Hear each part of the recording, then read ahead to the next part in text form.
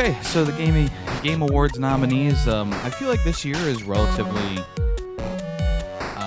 standard. I mean, I say standard, but it's like there's really no controversy this year. I mean, there was a couple of things that I'll bring up while talking about each of these categories, but for the most part, I feel like it's a relatively good year for the Game Awards. I'm pretty critical of the whole award show being done like a month before the year ends.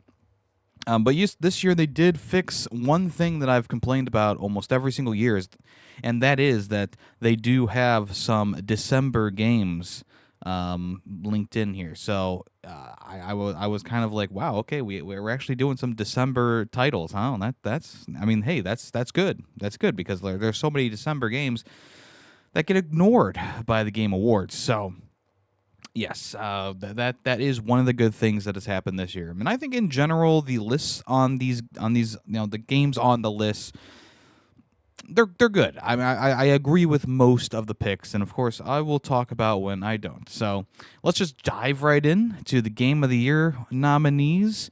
They are Clair Obscur, Expedition 33, Death Stranding 2 on the Beach, Donkey Kong Bonanza, Hades 2. Hollow Knight Silksong, and a surprise, Kingdom Come Deliverance 2. And I like this list, even though I haven't played the 1.0 version of Hades 2. I think that it's still a very popular game, and it's been being worked on for quite a while now. So it's nice to see the efforts of their work rewarded here. I mean, you want to say like, what's the no-brainer here? I mean, I think Expedition 33 is the no-brainer in terms of what's going to win at the awards show. Do I want Expedition 33 to win? I wouldn't be angry if Expedition 33 won. I mean, it's a game that has took this year by storm. There are people who have never played an RPG or a turn-based RPG playing it and falling in love with it. And I think most people who remember back when the game first came out, there was a bunch of people who were like, why does everyone like this game? What the heck is with this game? Then they go and play it, and they go, oh, I know what's with this game. Yeah, it's just a good all-around good game. Like, it's just a very fun, good experience, and it's very, very story-heavy at times, and it's also pretty wacky. And Clair Obscur is almost like the Everything Everywhere All at Once nominee for the Video Game Awards this year. And I'm thinking that much like Everything Everywhere All at Once, Clair Obscur will win a lot of awards this year. Most likely Game of the Year as well. Death Stranding 2, yes, it is a very good sequel to the original game, which was also nominated for Game of the Year. I have no issues with Death Stranding 2 being here. Graphically, it's a leap forward in graphical fidelity. Gameplay-wise, it is relatively the same. And back when I was talking about this game, when I finished it, it does feel a bit too easy. Death Stranding 1 definitely had more of a bit of a difficulty curve while you were going through it. But this one kind of starts you off right away with all the gadgets and gizmos you could ever need. And it just kind of goes from there. It just gives you more and more and more things to the point where deliveries just kind of become more of a chore than anything else. But I think in general, the story beats and, graphically, it looks really good. It sounds really good. It has a great soundtrack. It is a complete package if you're looking for a sequel to Death Stranding. Donkey Kong Bonanza, last week when I was talking about this, I said, well, it's either going to be Donkey Kong Bonanza or it's going to be Mario Kart World. And Donkey Kong Bonanza is the right choice here. I will say, it is the right choice here. This is a fantastic 3D platformer, smash 'em up, I guess you could call it. And even though the bosses are a bit too easy at times, I think in general, it does end on a very high note, and it does leave the door open for you to go back and play more of the game with some more little storylines branching off of the main story. And I love the dynamic between Paulina and Donkey Kong. I would say the only section of this game that kind of let me down was the Diddy Kong section where you're racing on the Rambi. But other than that, like the rest of the game is absolutely stunning. It's almost like a perfect experience, minus some frame rate issues. So yeah, Donkey Kong Bonanza, very fun game, very good game, and I'm glad that it's here. I'm glad that it's here and that Mario Kart World is not here, because then I would have to bitch about Mario Kart World being up for Game of the Year and not Donkey Kong Bonanza. But we're fine. Everything's fine. I already kind of talked about Hades 2. I haven't played the 1.0 version. I do plan on at least trying it before the year is over, just to see, how it does, how it looks, how it feels. When I played the alpha or whatever, the open, what was it called, early access. It just kind of felt like Hades 2, which is like, yeah, that's a good thing. Visually, it had a little bit more flair with like the green and the black vibes going on. It's more witchy. Obviously, Hades is more of like a. I mean, it's kind of in the name. It's more of a Hades vibe to it. It's lots of deep reds and stuff like that. Whereas Hades 2 is about being, this witchy type character who has a lot of green vibes to them. And I like the green vibes personally, and they did crispen up the graphical style. So yeah, I mean it's a very good game. I just have not played the newest version of it yet. Hollow Knight Silksong, you know how I feel about this game. I feel like the original Hollow Knight is better, and even though I liked the game, don't get me wrong, it didn't make me want to go back and play through more of it, at least not right away. So, as opposed to, Kingdom Come or Donkey Kong Bonanza or Death Stranding, like I haven't gone back to Hollow Knight Silksong because I just haven't felt the need to. And I think that out of all the nominations here, like I like to see Silksong here personally. Like I know there's a lot of people with the opposite opinion of me, which it's not like I'm saying that the game is trash. I just think it's above average, right? I think it's just good. But there's a lot of people who really love this game and have been playing it religiously. And I do think that it's cool that a team of 5 developers, they got their game on the Game of the Year list here. Pretty cool indeed.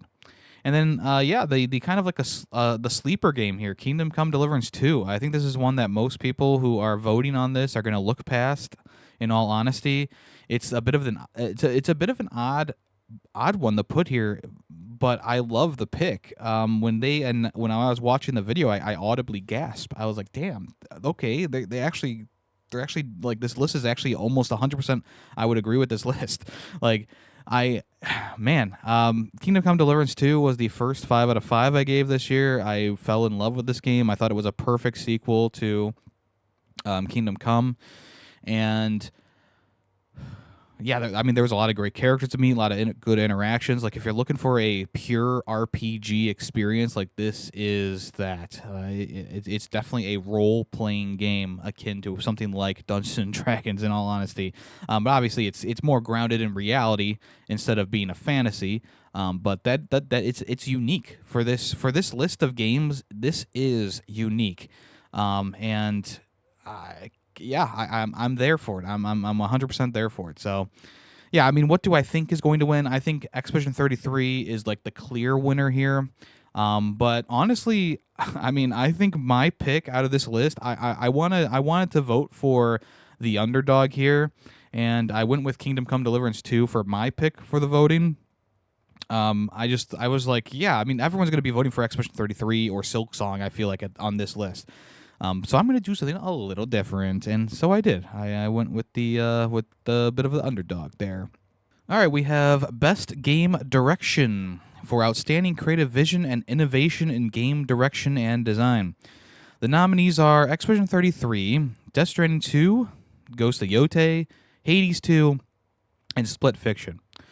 Me personally, when I think of innovation in game direction, I don't normally look at sequels for something like this, because a lot of sequels are just the game again, but maybe with a few different tweaks. And I feel like Hades 2 is a prime example of that, where it's like it's most likely a great sequel, but how different is it to the original game, and how innovative is it compared to the original game? Hades 1 started that boom of roguelites. Roguelites just started flowing in after Hades 1, and you can say the same thing about Vampire Survivors. When Vampire Survivors hit, all of a sudden there was a lot of those, these little survival games where you don't control your actions, right? And now there's so many games in these separate genres. So Hades 2 is like a good, we went from being the being the roguelite alpha, and now we are the roguelite omega. Because right now, I mean, I personally don't. I mean, I try to stay away from roguelites at this point, because they're all feeling very similar at this time, at this point in time. But Hades still has a very unique feel to it. Now, like I said, is it innovative enough to put it on this list? I don't think so. I think it could have been this list could have had something else filled in here. But at the same time, it's an okay pick. Like I don't mind it being here. Split Fiction. It does build off of what Hazelight Studios has done before with A Way Out and It Takes Two. With Split Fiction, though, I feel like they really raised the bar on genre combining, genre mashing, just taking a genre like platforming and then just changing it completely to, a ping pong machine or a third-person shooter. Like they just change constantly in the game, which is what I loved about It Takes Two. It Takes Two also took that concept and said, hey, we're just going to change the genre like every chapter. And they kind of did the same thing with Split Fiction, except I feel like in Split Fiction they definitely really went into that co-op element and made it so that you are really, really working together through things. And that happened in It Takes Two as well, but I feel like in Split Fiction it's more apparent and more forward that you are just doing all these objectives together. So I think that's a good pick here. Ghost of Yotei, it takes, once again, its predecessor, Ghost of Tsushima, it takes that idea and brings it over and says, okay, how can we tweak this? And so, you have the multiple weapons for Ghost of Yotei. You have a very different character for Ghost of Yotei who is hell-bent on revenge. You have not like a Mongol invasion, but you have a Lord Saito, coming in and trying to take over this area from the Mitsume, who are the samurai of the region. So it's a very different vision. I don't know if the game is wholly innovative. I don't think there was really anything here that I would say was super different from Ghost of Tsushima, other than like adding in the multiple weapons and the rifle and pistol, which you don't get until the very end of the game anyway. So it's like, how innovative is this? Yeah, I feel like between Hades 2 and Ghost of Yotei, I mean, Ghost of Yotei definitely does more innovation that I could tangibly see, but at the same time, like, is it really innovative to just kind of have the same stance system but add in a couple new weapons or add in the rifle? I don't know how innovative that truly is. Death Stranding 2 on the beach. I don't. I would say like seeing 3 sequels on this list. I feel like out of all the categories, this is the one that I disagree with the most, because there are 3 sequel games here and 2 original games here, 2 new IP. And even though Hazelight, technically Split Fiction is just like a continuation of the Hazelight formula, it does feel fresh and unique. Death Stranding 2, once again, amazing game. I'm not trying to shit on any of these games here. But the fact that Death Stranding 2 is on here, when it's really just like Death Stranding 1 plus, right? You get all the same equipment from Death Stranding 1 plus a lot of new things as well, but at the same time, is it innovative? It's creative, sure, it's very creative, and maybe that's the part that Death Stranding 2 and Ghost of Yotei and Hades 2 are leaning on for this category. But personally, like, is Death Stranding 2 innovative in game direction? I don't know if it's innovative because it is just...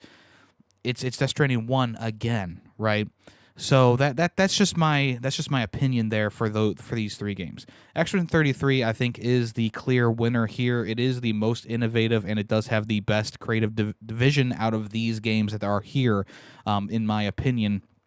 I think that the world design and the ideas that this game has, it is innovative in game direction, whereas, like, instead of it just being a turn-based game, it does have some real-time action, like quick-time events almost with dodging and parrying, and it like, a lot of people compared this game to a Souls-like game when it first came out as well, because the combat is pretty punishing until you get used to it. And, yeah, I just think, like, in general, like, is it like a super big leap forward for turn-based RPGs?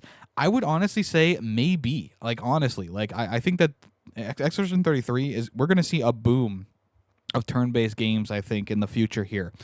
And once those start coming around, you can come back to this podcast and timestamp this and say, hey, look who was right. And that would be me. But maybe I won't be right. I don't know. But anyway, I did vote for Expedition 33 on this one. It just seemed like the clear winner to me. And like I said, this was the one that I had the most issues with the games chosen, and I'm not saying that Death Stranding and Ghost of Yotei and Hades 2 are shit games and they shouldn't be here. I'm just saying, like, in terms of innovation, I don't see it here with these sequels, right?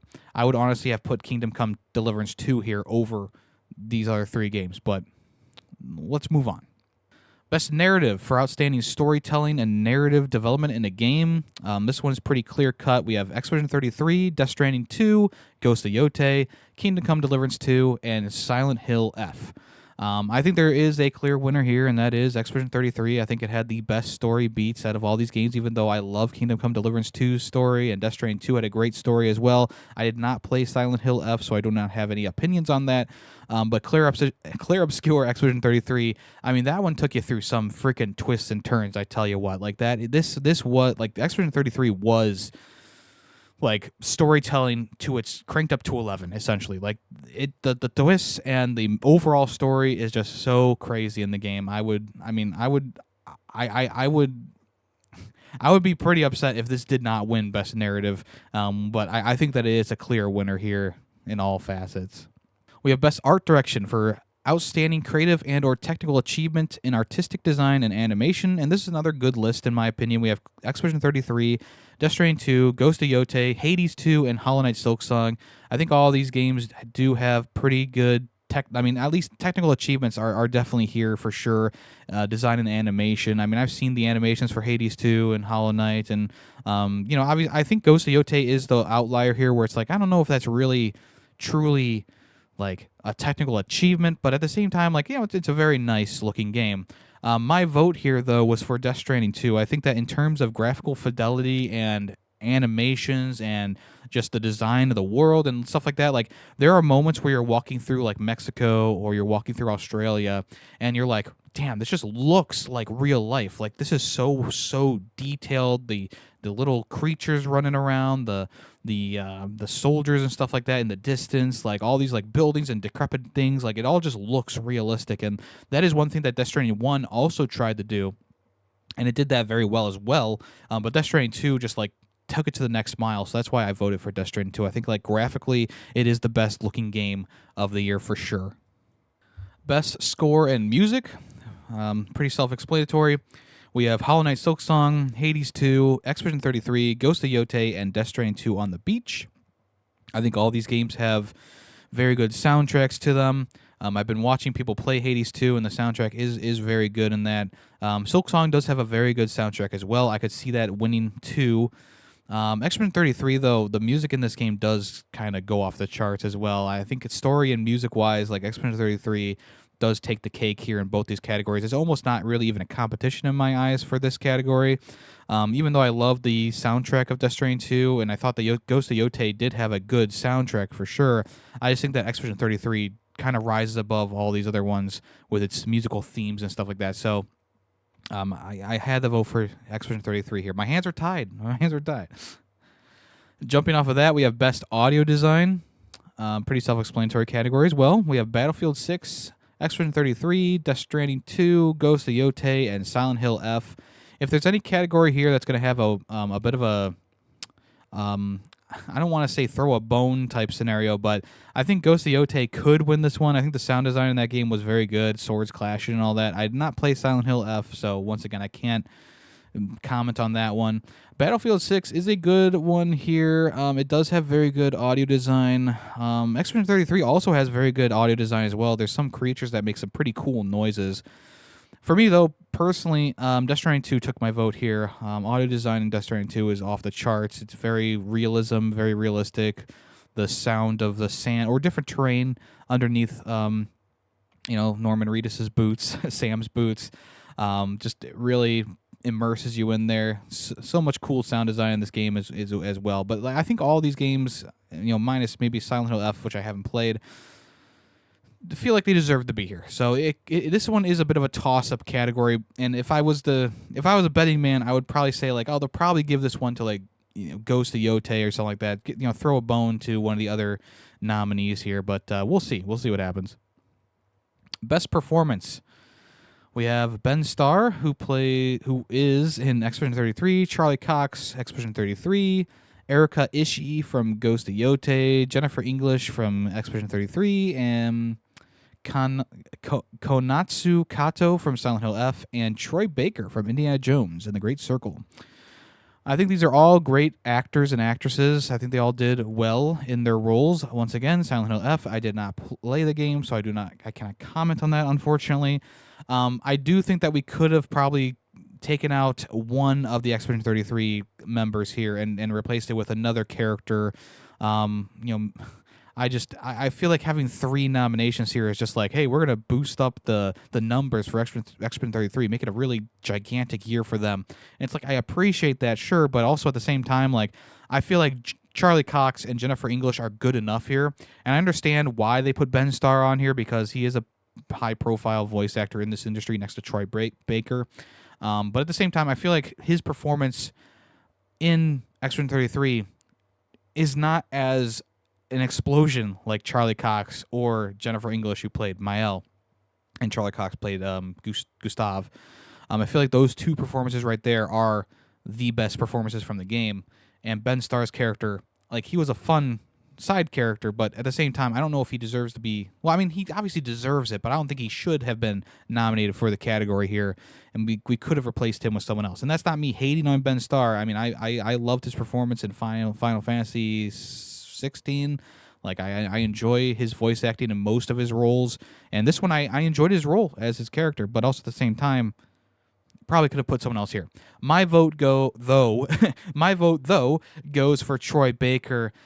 He was able to really change himself into Indiana Jones, like a young Harrison Ford, and I think that voice acting, like, it's much more difficult to try and be someone else than it is to make your own character. And as the great and wonderful Jim Cummings always says, when you're doing a bad impression of someone, you're making a new character. But Troy Baker does a spot-on, near-perfect performance as Harrison Ford, and that just, to me, is so impressive. I feel like that is the most impressive thing here. If Troy Baker doesn't win this, it would be a bit of a shame, but I mean, this is a stacked category as well. I do agree with all these actors and actresses being here, but I feel like Troy Baker he really went above and beyond with his role and mimicking and being able to sound exactly like, and also like use like all the mannerisms from Harrison Ford and stuff like that. He did doing that so well. I feel like he should definitely win this category. Innovation in accessibility. We have Assassin's Creed Shadows, Atomfall, Doom the Dark Ages, EA Sports FC 26, and South of Midnight. So there is some description on the accessibility in these games. So Atomfall is Rebellion's most accessible game to date, built with accessibility in mind. Doom the Dark Ages is very approachable, accessible. Assassin's Creed Shadows. I mean, I feel like all these games have really good accessibility options in them, but I felt like Doom the Dark Ages had the best accessibility options because not only can you make the game piss easy if you want, but you can also slow down the game. You can remap all the controls. Like there's so much here. I feel like Doom the Dark Ages should win this category, even though I'm sure all these games have very good accessibility to them. I just feel like Doom the Dark Ages here, like in terms of like other Doom games, like it has the most accessible options for the most people to be able to play and enjoy the game. So I would vote for Doom the Dark Ages. Games for impact. These are games that are thought-provoking and have a pro-social meaning or message. We have Consume Me, Despolite, Lost Records, Bloom and Rage, South of Midnight, and Wanderstop. And I have not played Bloom and Rage, Despolite, or Consume Me, but I do think that in general these are the games that I would envision being here. I've read the description of some of these other games, and they sound very impactful. I feel like Despolite is going to win this category because this is the I mean, this is the game that Jeff Keighley actually talked about quite a lot on his various social media accounts. And I mean, I say that like a lot, but he brought it up a couple times. Which, when those things happen, it kind of leads me to think like, okay, Despoli is probably going to win some awards this year. At the same time, though, I do feel like Wanderstop, out of all these games, I feel like I would vote for Wanderstop. Like, playing through that game, and it does have a lot of really fun characters to interact with, but they all have their tragic and impactful stories associated with them. And I just thought that like the overall story of Wanderstop was very good, very enjoyable there. So I voted for Wanderstop. I could easily have voted for South of Midnight as well, but yeah, Wanderstop was the one that I voted for here. Best ongoing game. Obviously, there's games that came out in the past and are being updated regularly. We have Final Fantasy XIV, Fortnite, Helldivers 2, Marvel Rivals, and No Man's Sky. Honestly, No Man's Sky should probably win this award every year with how much they do to the game. But this year, I would probably vote for Marvel Rivals. I feel like Marvel Rivals has had a pretty skyrocketing launch to its hero shooter mechanics. Like, it came out at the end of last year, and I mean, I played it a bit, but I wasn't like super crazy about it. But watching gameplay of it now, it does seem like they've really improved the game. They've added in a lot of new characters and stuff like that. So, and they've also had like a whole new like modes in there as well. Like, they had like a zombies, the wave defense mode or whatever that they added in for Halloween. Like, that's cool shit. That's cool shit right there. Helldivers 2 is also another one that could win this category. I think that they might throw Helldivers a bone either here or in the next category, which I'll talk about. But Helldivers 2 has also been updated pretty regularly throughout the year. A little bit of ups and downs, though, with the community, but still, very good there. Fortnite, I mean, this one's going to show up every year until it's dead, which it won't probably die ever. They are constantly just new seasons, new content, new maps, new whatever, new weapons. They're constantly doing stuff with that. The only one I really don't know about is Final Fantasy XIV, but I'm sure that does have really good support to it as well. I think I've seen Nomad Eric play that so much over the years. So obviously they're still doing something right if people are still putting their time into it. So yeah, I voted for Marvel Rivals, though. Seems to be the one that has the best support, the least controversial, I guess, the least talked about. But No Man's Sky probably should win this category. And then, like I said, we have Best Community Support. This is for outstanding social media support and stuff like that, responsiveness. The nominees here are Baldur's Gate 3, Final Fantasy XIV, Fortnite, Helldivers 2, and No Man's Sky. Once again, I feel like No Man's Sky could win this one. Fortnite probably could win this one. Final Fantasy, Baldur's Gate. But I voted for Helldivers 2 here. And I feel like it could be either or, right? Helldivers 2 could win the last one or could win this one.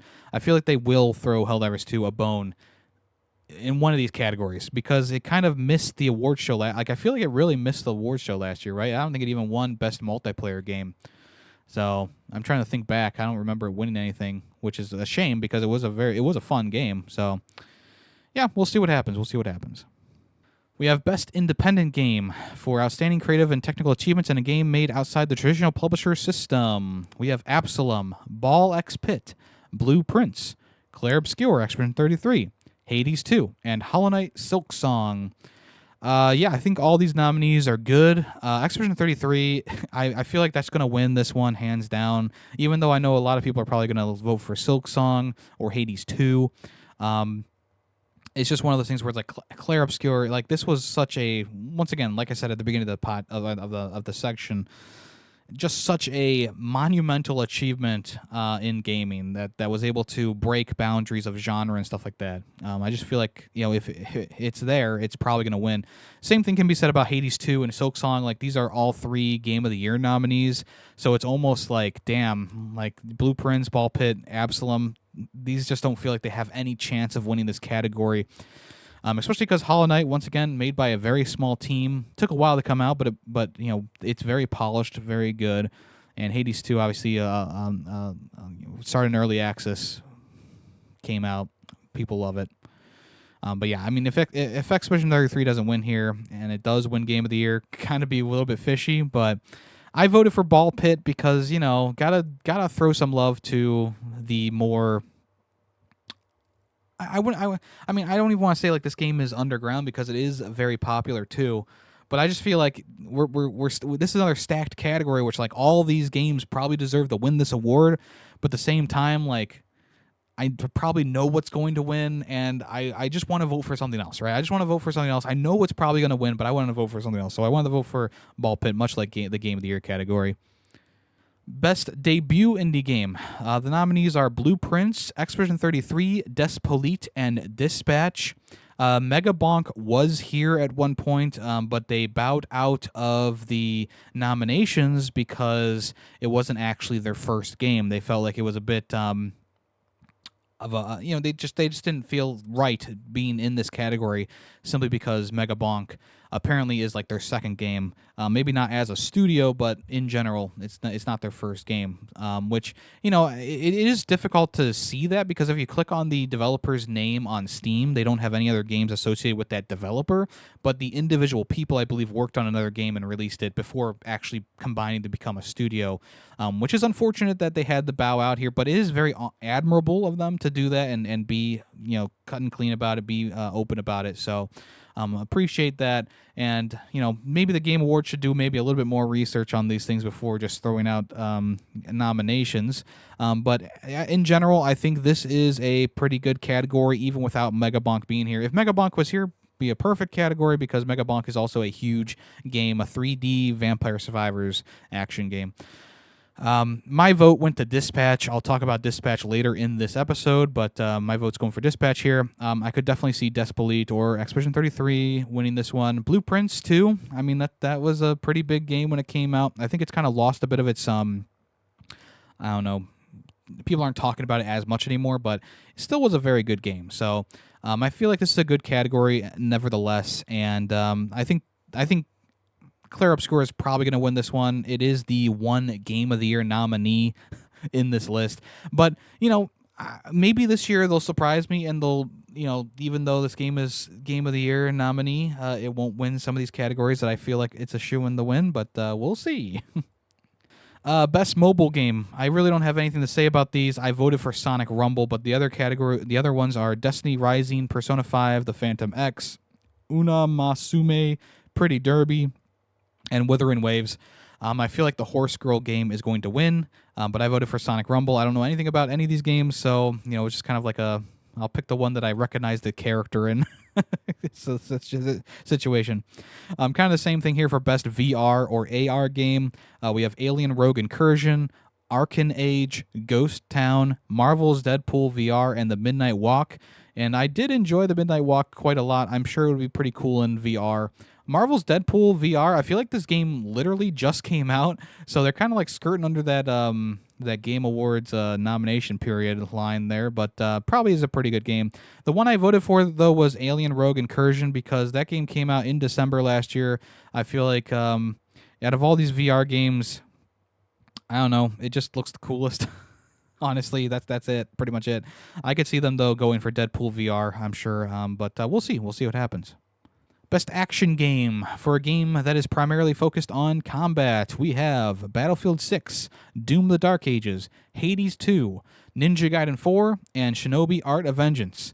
Once again, Hades 2 is a Game of the Year nominee, so it might win this category, but I could definitely see Battlefield 6, Ninja Gaiden 4 winning this. My vote, though, went for Doom the Dark Ages. I think in general it is the best Doom game that has come out since 2016's Doom, which I know isn't a lot of games. There's only 3 games there, but I like this game more than Doom Eternal, which I know might be a bit controversial, but I love the shield, I love the weaponry, I love the aesthetics and the vibes, the medieval vibes. I really enjoyed playing as that giant mech character.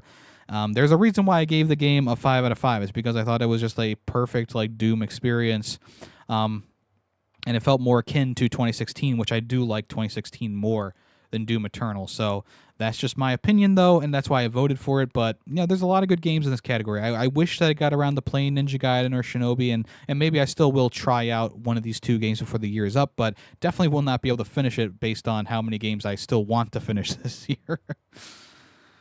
Best Action Adventure, combining combat with traversal and puzzle solving. We have Death Stranding 2, Ghost of Yote, Hollow Knight Silksong, Indiana Jones and the Great Circle, and Split Fiction. I think this is another good category. Don't have many complaints here. I voted for Death Stranding 2. Nothing else to say there. Best RPG for a game designed with rich player character customization, progression, and also includes massive multiplayer experiences. So we have Avowed, Expedition 33, Deliverance, Kingdom Come Deliverance 2, Monster Hunter Wilds, and The Outer Worlds 2. I've played 3 out of these 5. I have not played Outer Worlds 2 or Monster Hunter Wilds. I feel like in general the consensus around Monster Hunter Wilds is it's like a good game, but not the best game in the series. The Outer Worlds 2, though, is reviewing very well. I would like to play that, maybe try it out before the year's up. And the other 3 games, Avowed, I wasn't super into Avowed, as you know. Not really crazy about that one. So yeah, it comes down to Kingdom Come 2 and Clair Obscur Expedition 33. And I mean, either of these games could honestly win this one. But I think like if we're going for pure RPG, like choose your own adventure kind of thing, you have to go with Kingdom Come Deliverance 2. I feel like in general, like as an RPG, it just shines as a build your character and do your thing kind of game. So that's why I went with Kingdom Come 2. Best fighting game, we have 2XKO, Capcom Fighting Collection, Fatal Fury City of the Wolves, Mortal Kombat Legacy Collection, and Virtua Fighter 5 Revo World Stage. I don't specifically like that they're putting in these collections into the category. I feel like they are collections of old games and they're good games, don't get me wrong, but at the same time, I don't know if they deserve to be here over other fighting games, and maybe it was a slow year for fighting games. I don't know. I'm not really in the know. I mean, it's the Game Awards' duty to look at the entire slate of experiences and say, hey, what's the best fighting games? And I just feel like putting in collections into these lists is a bit like, we could have, put other actual releases into this category. But at the same time, it's not that big of a deal to me personally, but if you're a fighting game fan, there might be something snubbed here, I voted for Fatal Fury because I don't really know what to vote for here. I just kind of picked the one in the middle. Best family game. This is the best game appropriate for family play, irrespective of genre or platform. The nominees are Donkey Kong Bonanza, Lego Party, Lego Voyagers, Mario Kart World, Sonic Racing Cross Worlds, and Split Fiction. The one controversial thing here is that Split Fiction is rated T for teen, so technically it is not a kid's game, or a family game, I should say. There is swearing in it, there's murder, there is comic mischief. Everything that makes a T-rated game T-rated is in Split Fiction, so it's kind of bizarre that they put that game here, and I feel like could have been a different game nominated here. I mean, would you nominate It Takes Two for Best Family Game? I don't remember if it was. It Takes Two was also pretty like brutal at times, but that one actually makes more sense because it's toys and it's all that stuff. But Split Fiction, like that is like they're swearing, they're killing things. Like I feel like that is the least kid appropriate game out of this whole list here. It's still a good game, but it's like damn, like why are they putting T-rated games here? I think this category is going to come down to Donkey Kong Bonanza or Mario Kart World. I feel like Mario Kart World is going to win this category, even though I think most people like Sonic Racing Cross Worlds better. But we'll see what happens. I voted for Donkey Kong Bonanza here though because Game of the Year nominee, and also I felt like it was the best of the family games that I played this year for sure. Best simulation or strategy game, we have Final Fantasy Tactics: The Ivalice Chronicles, Jurassic World Evolution 3, Sid Meier's Civilization 7, Tempest Rising, The Altars, and 2 Point Museum. My one main gripe about this category is Sid Meier Civilization 7 was not a great experience when I played that. They just really took the formula of Civilization, and threw it out the window essentially, and it didn't work as well for me. I got a refund for the game pretty early on because it was $70, and I'm like, damn, I don't think I'm gonna play this game anymore like after this, because like it was just like such a drag to get through and get through things, and then they pause the game and then reload it in order to get you to the next age, which I thought was really stupid. My vote though went for The Altars. Out of all these games, I played some of them, Sid Meier and The Altars, and I played a little bit of the demo for 2 Point Museum. The Altars was the one that stood out to me as the most unique in this category, but I really don't have any opinions here. Best sports and racing, which FYI, once again, racing is a sport. Okay, racing is a sport. We have EA Sports FC 26, F1 25, Mario Kart World, Rematch, and Sonic Racing Cross Worlds. I've only played Rematch and Mario Kart World from this list here. So I wanted to vote for Sonic Racing Cross Worlds, but I haven't played it. I don't feel right voting for it. And between Mario Kart World and Rematch, I would rather play Mario Kart World again. So I voted for Mario Kart World, and I feel like it could win this category. I felt like Rematch was kind of like a one and done type game for me. And these other games, I mean, they're just classic sports franchises, you know. So we'll see what wins, but my vote was for Mario Kart World. Best multiplayer, we have Arc Raiders, Battlefield 6, Elden Ring, Night Rain, Peak, and Split Fiction. I think all these games deserve to be here. Like, sure, Arc Raiders has a bit of controversy with some AI voices in there. Like, that's fine. I'm not fine. That's not fine, but I'm saying, like, in general, like, it's still a fine nomination because it is a very good multiplayer game from what I've seen and what I've heard. I mean, even Angry Joe liked the game. Like, come on. I know I bring up Angry Joe like every episode, but still, like, you know, when Angry Joe likes something, you know, there's something right with the game, at least for the regular audiences. Haven't played it myself, though. Battlefield 6, I do have my gripes with the game, but I'm glad that it's here, and Black Ops 7 is not. Elden Ring Night Rain is probably my most played multiplayer game this year. Me and Greedy Waffles and Callus, we played this a lot, and we haven't gotten back to it in a little bit, but I do think that in general it is probably my vote for this category. Peak, very good game, enjoyable. I kind of, once again, I went in on this game early, and I talked about it early, and then it blew up. So I was kind of lost in the shuffle as the game was blowing up, and I just haven't really played it too much since then. Split Fiction is a fun one for, you know, being a co-op game, multiplayer co-op game. Pretty fun there. But I voted for Elden Ring Night Rain. Best adaptation, we have A Minecraft Movie, Devil May Cry, Splinter Cell, Death Watch, The Last of Us Season 2, and Until Dawn. I think Until Dawn is the one that not only is it a terrible movie, but it does not authentically adapt the video game to another medium, which is in the description of the best adaptation. I really hope that that doesn't win. I know it's a Sony studio thing, but they could have put Sonic 3 here because I believe that also came from Sony Studios, but they forgot apparently the Game Awards forgot that Sonic 3 came out this year, which is kind of crazy. All these other ones I haven't watched. I really haven't watched season 2 of Last of Us. I haven't watched Splinter Cell or Devil May Cry. I voted for A Minecraft Movie because it was the one that actually was the most impactful this year. Like, as a video game franchise, Minecraft, you knew that it was going to be a big movie, and people just thought it was going to come out much like the FNAF movie, and people were just going to shit on it. But I think a lot of people were actually enjoyed the movie, which is, you know, kind of crazy.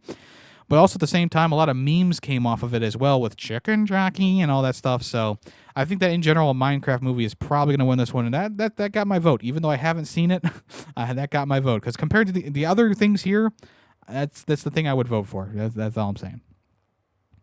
Most anticipated game, we have 007 First Light, Grand Theft Auto 6, Marvel's Wolverine, Resident Evil Requiem, and The Witcher 4. Of course, I voted for Marvel's Wolverine here. Like, even though I am pretty excited for Grand Theft Auto 6 and Resident Evil Requiem, I feel like Wolverine, just from the small snippet of gameplay we got, looked amazing, incredible. And we don't even know if Grand Theft Auto 6 is going to come out next year still. Like, they have a tentative release date once again, but it could be pushed back again. We'll see. Yeah, pretty stacked year for for next year. I don't think that Witcher 4 or 007 First Light are going to win this category. I do feel like it's kind of a toss-up between Grand Theft Auto 6 and Wolverine, and I think that even then, Grand Theft Auto 6 is probably going to win. So there you go. Content Creator of the Year. We have Kydrell, Kai Sinet, Moist Critical, Sakurai Miko, and The Burnt Peanut. I don't know who The Burnt Peanut is. His profile icon is a peanut with human eyes and a mouth. So I'm guessing he's like a VTuber in quotation marks there. Out of all these people here, I mean, I think it's going to either be Kai Sinet or Moist Critical. I feel like this is their first nominations, at least for Kai Sinet, I feel like. And Kai Sinet is the biggest streamer out there. Like, there's no doubt about that. And Moist Critical is one of the biggest YouTube personalities / streamers. So there you go. Once again, I do feel like there's other people who could be in this category that are big in the video game landscape, but they're not on Twitch, or they don't stream on Twitch too much, so they kind of get overlooked. But in general, I mean, I'm sure this is a good list. I feel like it's either going to be Moist Critical or Kai Cenat. I voted for Moist Critical because he's the one that I actually watch occasionally. I don't really know anything about these other people other than the general stuff. Now we're into the esports categories, and I'll probably just blaze through these here. Best esports game: Counter-Strike 2, Dota 2, League of Legends, Mobile Gaming Bang Bang, Mobile Legends Bang Bang, and Valorant. I voted for Counter-Strike 2. Best esports athlete: we have Brock, Chovy, Forsaken, Kakaru, Menard, and Zaiwu. I voted for Kakaru because I believe Odom said that he was retired, so he didn't know why he was nominated for this one. So I said, you know what, fine, vote for him. Best esports team: we have Gen G, NRG, Team Falcons, Team Liquid PH, and Team Vitality. I just picked Team Vitality because whatever, don't really care about this category. It's important, don't get me wrong, but it's also like, I don't care. And then the player's voice, that is actually, they're going to announce the nominees for that, the 30 nominees, the day that this podcast comes out. So I won't be able to talk about that right now. But next week, I'll probably go over the 30 nominees for that. Round 1 starts on December 1st, and it goes until December 8th, when there will be 5 nominees. And then we'll get the winner at the end of it all. So yeah, we'll see what wins there. We'll see what they actually have up for nominations there as well. I think it'll be kind of interesting to see that too.